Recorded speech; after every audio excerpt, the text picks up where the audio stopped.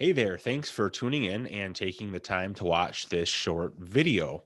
This is another case study of somebody using cash value life insurance in their retirement income plan. I wanted to do another video case study because in the past, I've done case studies on people who were a little bit older in their 50s, and I've done them for people who were a little bit younger in their 20s, but I haven't yet done one for somebody who's around my age, like in their late 30s or early 40s. So, what I thought I would actually do instead of presenting a client case study, I thought it might be an appropriate time to pull back the curtain and show you what I actually do. So, put up or shut up time, Ron. How do you implement this strategy into your own financial plan?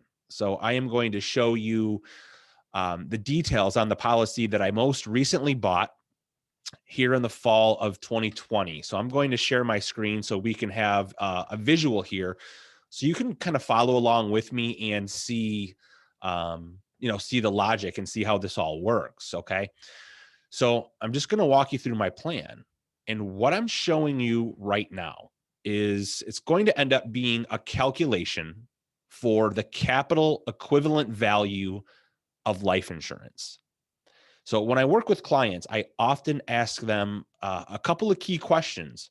Number one, are you investing for cash flow or net worth? Because the traditional model, they tell you to put everything in your 401k, which is a great accumulation tool, but it's a terrible distribution tool. So while it feels good in the present, it ends up being quite inefficient in the long run when you take the money out. Okay. And it's a terrible distribution tool due to taxes and market volatility, which we'll see soon. Now, cash value life insurance, it is the foundational piece of my entire financial plan, but specifically in terms of my retirement income plan, it is my volatility buffer. It's a way to fund my own personal pension, more or less, a tax-free personal pension. But because compliance doesn't like that wording, let me use the compliance approved term, a pension like stream of cash flow that's exempt from income taxation under current tax law. So there you go. Let's check out the specs on this. So the first thing that I'm going to talk about is the accumulation phase. And I am contributing $1,000 a month into this new plan. And in the beginning, I had a $23,000 dump in that I was able to front load this contract with. And I did what's called a 1035 exchange from another insurance policy that I had that wasn't performing or is not structured for high cash value and for retirement income. So I transferred those values into this plan using a 1035 exchange. So it's $23,000 getting dumped in right in the beginning, and then $1,000 a month or $12,000 per year. Okay. Now, what's going to happen is in the first year with the premium and with that cash dump in, it's going to generate a death benefit or life insurance of about $500,000. Okay. And then we're just going to kind of run this out over the long term because I just turned 40. So I've got this projected out until 65. So over the course of 25 years with dividends, and now we should say that life insurance dividends aren't guaranteed. And they can fluctuate with interest rates and the economy and things of that nature. But when life insurance companies, when they illustrate their dividends and create their projections, they are very, very conservative. They don't give you some kind of pie in the sky projection like, oh, we hope that we're going to earn you this and we hope the contract's going to perform this way. No, they illustrate based on what the dividend rate is today, and they run that out over the course of time as if that dividend rate will never increase. Kind of like under promise and then over deliver. Okay. So $12,000 per year for 25 years with dividends. I'm projected to have nearly a $1.5 million death benefit after 25 years. And my cash value will grow to about $650,000. So $650,000. So there you go. So what is the rate of return on that savings growth? Well, on my contract at age 65, it's 4.72%. 4.72% tax-free. Now that's pretty good, especially considering that this is just, it's a banking alternative. It's not an investment, it's a banking alternative or a bond substitute in my portfolio. Now that's not like a great outlandish rate of return. It's not a rate of return that you're going to write home about. But as I preach, true wealth isn't just about chasing rates of return. So that rate of return, it's kind of meh. But again, true wealth is about the entire picture.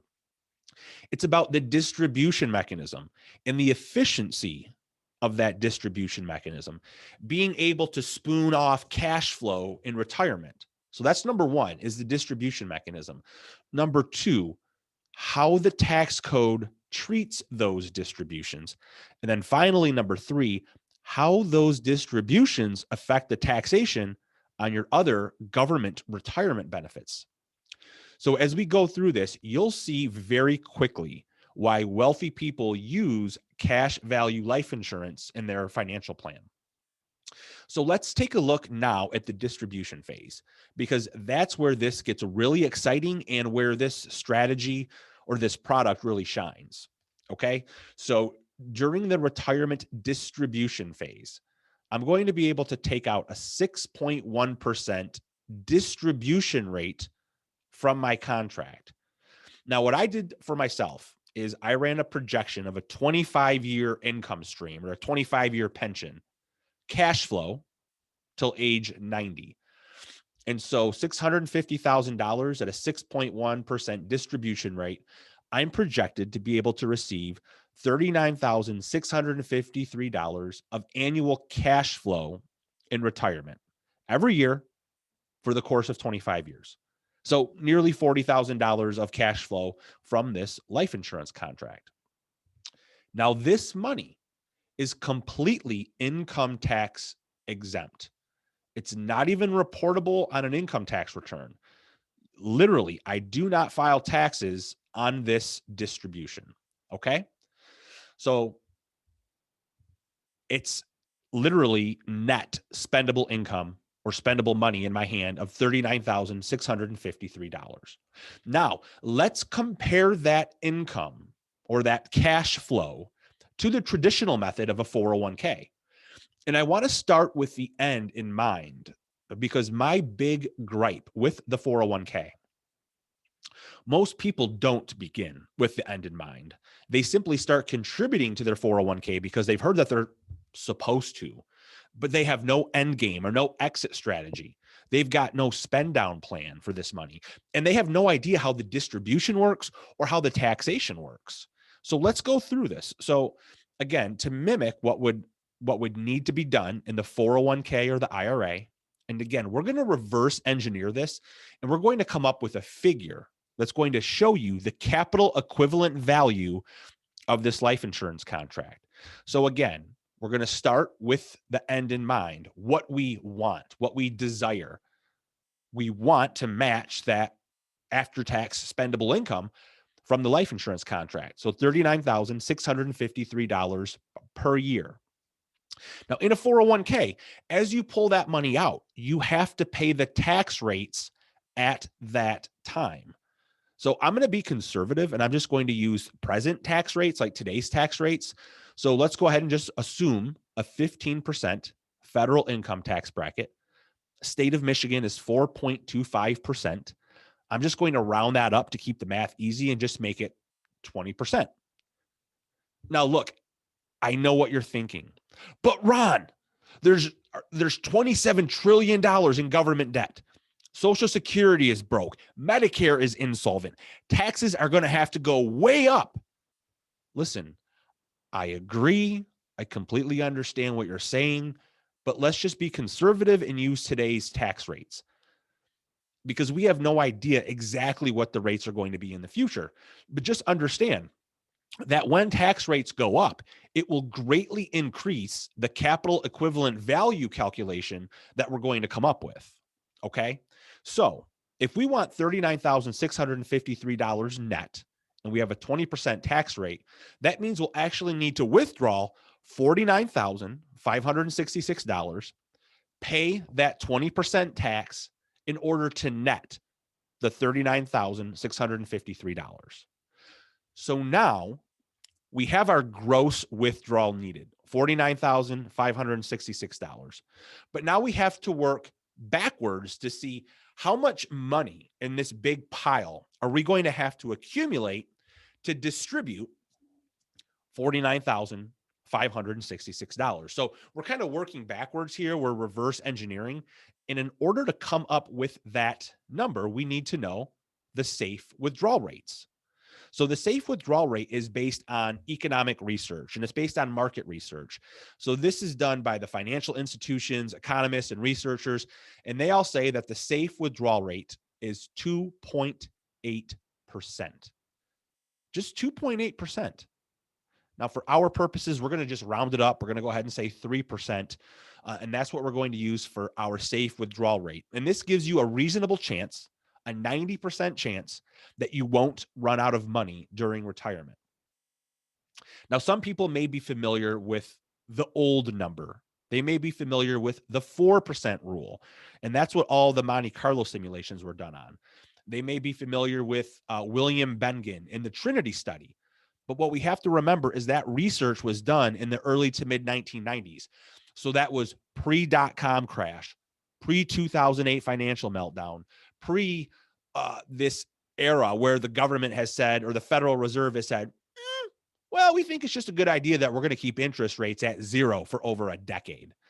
So that old research, it's not applicable to our new reality. So what happened is in 2013, Morningstar partnered with the American College of Financial Services to take a look at the new safe withdrawal rate based on current economic factors, stock market volatility, interest rates, so on and so forth. So that's where we get that safe withdrawal rate from, is 3%. So again, working backwards, if we want to distribute $49,566 per year with a 3% safe withdrawal rate, the account balance that we would need after 25 years would be 1.6 million. That is the capital equivalent value of my life insurance contract under today's tax rates and safe withdrawal rates. 1.6 million. Now, based on the amount that I have and that I'm contributing, so $23,000 to start and $1,000 per month, what would I need to equal this performance and accumulate $1.6 million? What would my performance need to be in the stock market and in a managed money portfolio during that 25-year period? So I've got a $12,000 annual contribution. Again, I had the $23,000 to start with, over 25 contribution years to get that 1.6 million. My performance would need to be just over 10.5% net rate of return after advisor fees and after mutual fund fees. So once we tack on at least 1% for advisor fees or mutual fund fees, I would need to average 11.5 to 12% gross real rate of return in the stock market for the next 25 years. For the next 25 years. And I don't mean average rate of return. I mean true rate of return, CAGR, compounded annual growth rate. Average return is a fake number that a lot of the Wall Street guys and financial investment advisors use because it looks a lot better, but it doesn't actually perform. It's not real. You need to look at the CAGR, the compounded annual growth rate.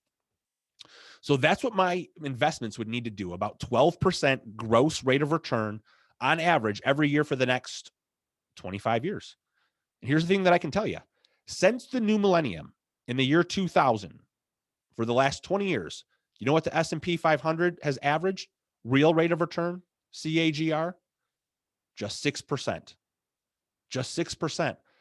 Over the next 25 years, we'd have to double the real rate of return that's happened over the last 20. So let's take a look at my totals using a life insurance contract. My total outlay, $323,000. My total retirement cash flow, nearly $1 million. And what happens as I take that retirement cash flow, I am borrowing against a death benefit. So the death benefit slowly comes down. I projected this, again, income for 25 years until age 90. If that actually happened, and if I passed away at the ripe old age of 90 in my rocking chair, there would still be a death benefit of $225,300 that I would be able to leave to my heirs, children, grandchildren, or whoever I want. Okay. And in addition to that, there's some additional benefits because remember, as I take that $40,000 of cash flow every year, it's completely exempt from income tax. There's no federal income tax, no state income tax, no local income tax. Like if you were to live in a city or a municipality that had a local tax, that distribution does not count on the provisional income calculation that determines how much of your Social Security is taxable. On that previous example, if I was pulling out $49,566 as fully taxable income from my 401k, guess what? That would trigger a taxation on my Social Security benefits. 85% of my Social Security benefits would become taxable. And then finally, distributions from a life insurance contract does not count in the calculation that would create a Medicare surcharge tax. So now you're beginning to see why the wealthy use these plans. When you look at all of these benefits, you see why large corporations use cash value life insurance to fund their executive bonus plans. And now you see why the big banks are the largest purchasers of cash value life insurance. For example, Bank of America has $22 billion of cash value, and they hold it on their balance sheet as a tier 1 asset.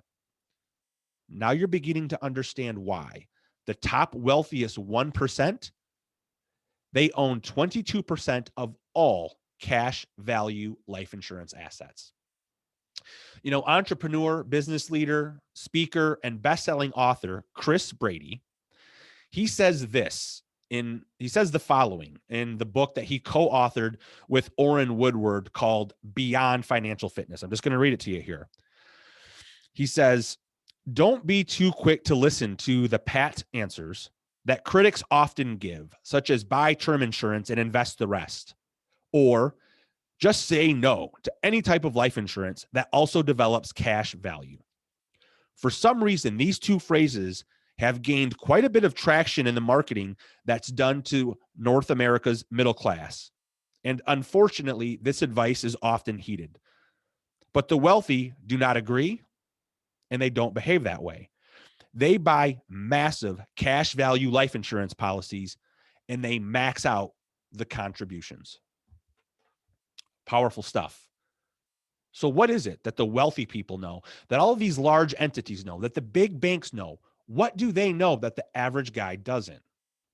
So in summary, by utilizing the assets of a cash value life insurance plan, you're able to build as much wealth as you want off the radar screen of the IRS for income tax purposes.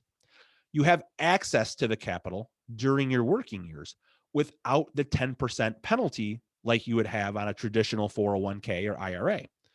You're able to create predictable retirement cash flow and not pay a cent of income tax on the distributions.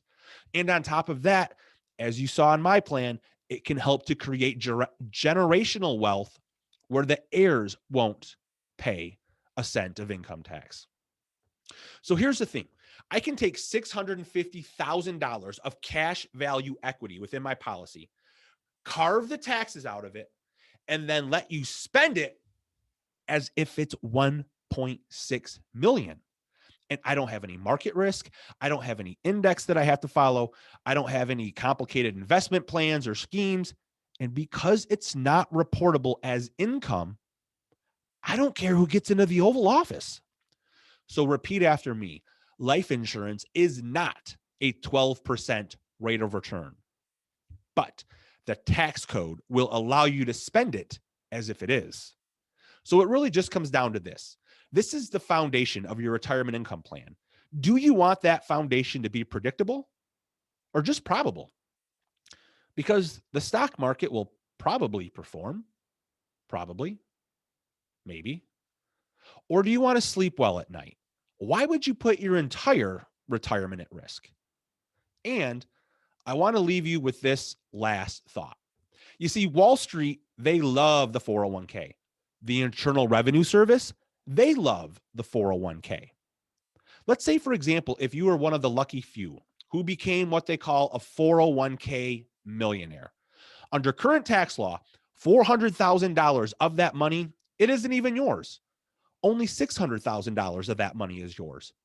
The other $400,000 belongs to the Internal Revenue Service. But does the IRS take on any of the investment risk on their portion? No, you do. Does the government pay any of the investment fees on their portion of that money? No, you do. Does the investment advisor, does he make his fee on the 600,000 or on the entire 1 million? So isn't he or she actually using the government's money to inflate their own fees? And how much money do you actually get to spend every year out of this retirement account? Well, if you have $1 million and at a 3% safe withdrawal rate, you get to spend $30,000 annually before taxes. But $30,000 annually, the advisor fee, if he's charging you just 1%, he makes $10,000 annually. All he needs is 2 other clients just like you, and now he can equal your standard of living. So whose retirement plan really is this? Yours or theirs? And that is why the IRS and Wall Street love your 401k even more than you do. Look, if you'd like to stop the bleeding and take back control of your money and your financial future, please email me or message me on social media. Thank you for taking the time to watch this video, and I wish you the very best on your journey to happiness, health, and financial prosperity. I look forward to working with you.